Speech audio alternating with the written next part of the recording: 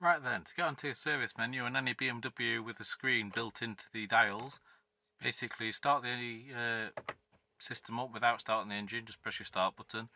You see the 00 button to reset your mileage. You basically press that, hold it in.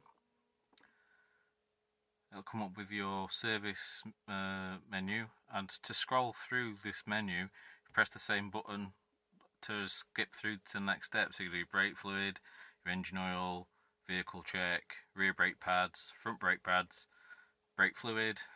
But basically, to reset any item that, well, I was actually going to show you how to do my brake pads, but since I've already done it, I can't show you. But basically, you press and hold the 00 button in on the item that you want, and it'll come up with red dots, and you have to let the dots fill in green. Once they've all filled in green, just let go, and it'll have reset that parameter for you. Just to come back out of this screen, leave it. It'll go back onto the menu as stated, and then you can scroll through as normal, and then start the car, and everything's reset. Hope this helps.